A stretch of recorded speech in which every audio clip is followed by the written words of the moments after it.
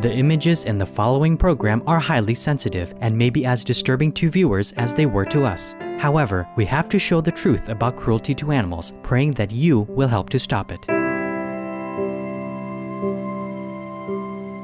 Today on the Stop Animal Cruelty program, we bring you the second and final part of our series on the forgotten birds of the broiler and egg-laying industries, the parents of the birds used for egg and meat production.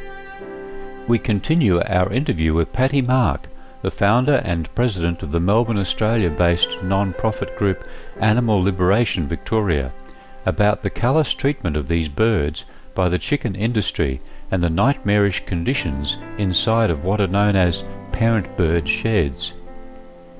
Roosters and hens are jammed together in these appallingly filthy sheds for the purpose of mating. Their offspring are then savagely exploited in factory farms for their meat or eggs. For over 30 years, Patty Mark and Animal Liberation Victoria have been standing up for animal rights and seeking to free animals wherever humans are inflicting cruelty upon them. ALV focuses on spreading the word about veganism because after many years of lobbying governments, signing petitions and holding demonstrations, the group believes it's by far the quickest and most effective way to help put an end to the suffering and enslavement of our wonderful animal co-inhabitants. In the early 1990s, Patty Mark pioneered the concept of the open rescue, and since then Animal Liberation Victoria has conducted numerous such rescues at factory farms, feedlots, live export facilities and abattoirs. During an open rescue, ALV members go to facilities that imprison animals to give them aid and veterinary treatment and to rescue any sick or dying animals. Their living conditions are also recorded on video. The following is footage from an open rescue conducted at a parent bird shed in Victoria, Australia.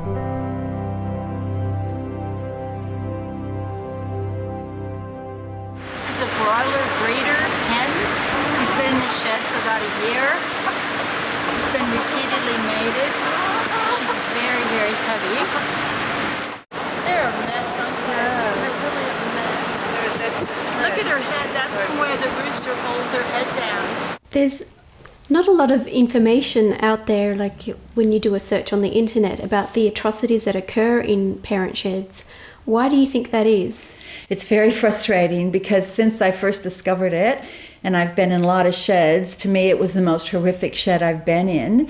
And I feel like, this really needs to get out to the public. But for some reason, even the animal movement isn't picking up on this yet.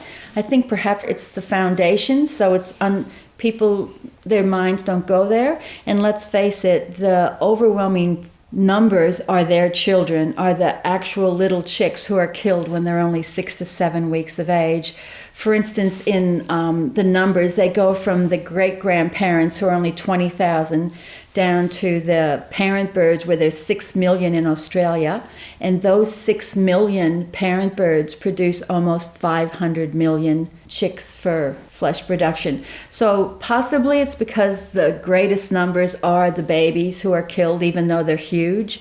But it's important, I think, that this hidden industry, that we do get it out there and show that there's a lot more suffering that doesn't meet the eye. And do you think that the public are aware of where these birds that they consume come from?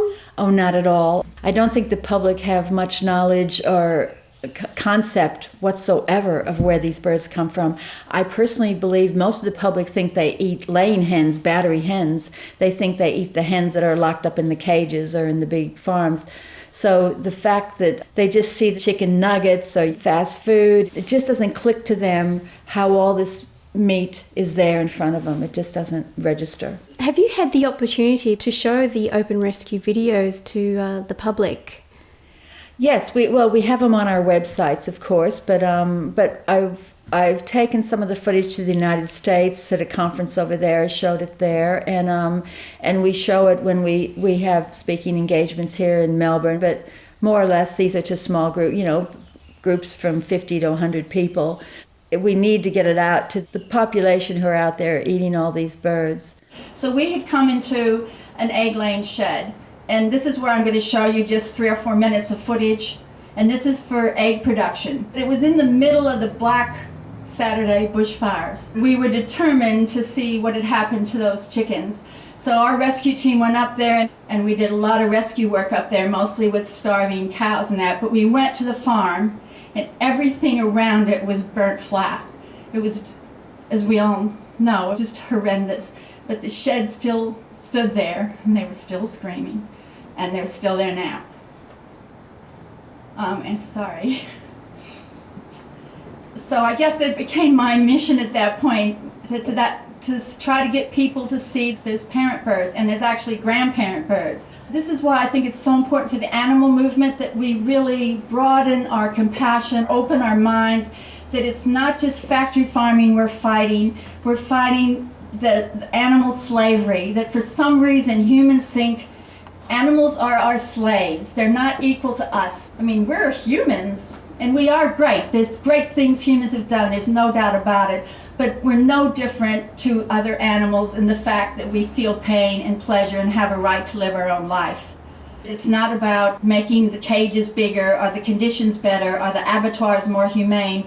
It's about making a really beautiful leap of faith that we can live healthy, strong lives and let others live as well. And we're going to benefit, they're going to benefit, and the planet's going to benefit. The parents get these horrible, you'll see the footage in a minute.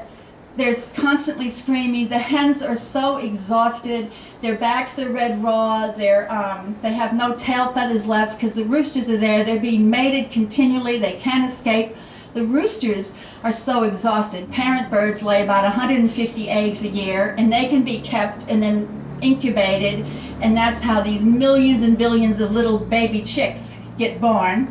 And if they're for the egg-laying industry, their offspring become free-range hens, barn-laid hens, and battery cage hens. What have been the general reactions of public who have seen these videos? Oh, the reaction is always just total shock.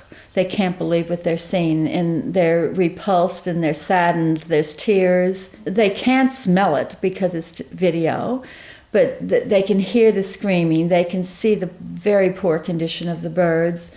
And, you know, anybody looking at even 10 seconds of this footage can see that this is really, really wrong. Mm. So the few people that have seen it can see it. But the problem is most people don't see it, and the industry doesn't want you to see it. They have their glossy ads on TV that show a few seconds in a shed that looks like there's sun streaming in. It's a big myth, you know. They just they just try to say everything's fine when nothing could be further from the truth. What can be done to put an end to these horrifying parent bird sheds? The best thing to put an end to the parent bird sheds and to virtually all the suffering of these animals in agriculture is for humans to adopt a plant-based diet and to go vegan.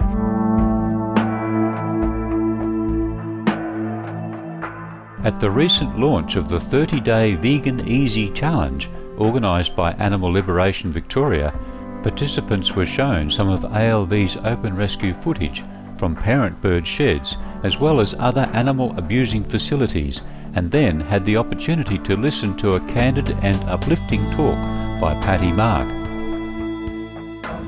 So when you're not around other vegans, it can be really hard. So I would slip back, and this happened 2 or 3 times until my son, he's 6'3", and he now holds the Australian champion for bench press waisting. He's got gold medals for his weightlifting. When he turned 15, he did heaps of reading, and he said, "Mom, I'm going vegan." And I said, "Oh, okay, good. Another vegan in the house, I'll go with you." And that was 20 years ago this year. So having somebody around you to support you, it means a lot, I think. But even if you don't, we're all here to support you and through the whole journey. And more people are going vegan. But it does help if you have people around you that understand and feel strongly about it.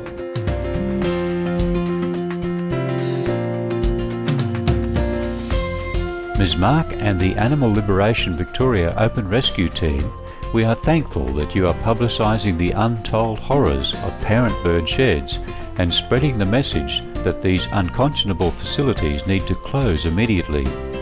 We are also truly grateful as your pro-animal work in numerous areas is opening up people's hearts in Australia and elsewhere, with more and more individuals now choosing to treat all living beings with kindness and respect. May all people soon adopt the compassionate, life-saving, organic vegan diet, which is the quickest and simplest way to end the brutal treatment and enslavement of animals forever. Thank you, Supreme Master, for this excellent series and for inviting me to be part of it. Be veg, go green to save the planet.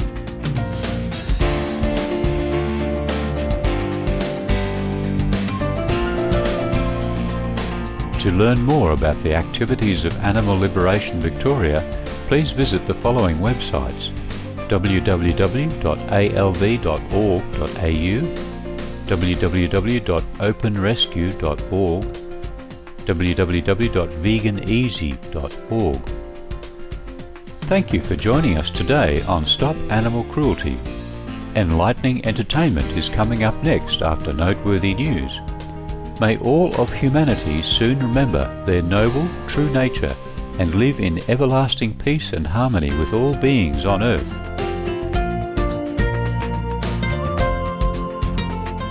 For more details, please visit www.suprememastertv.com/stop-animal-cruelty.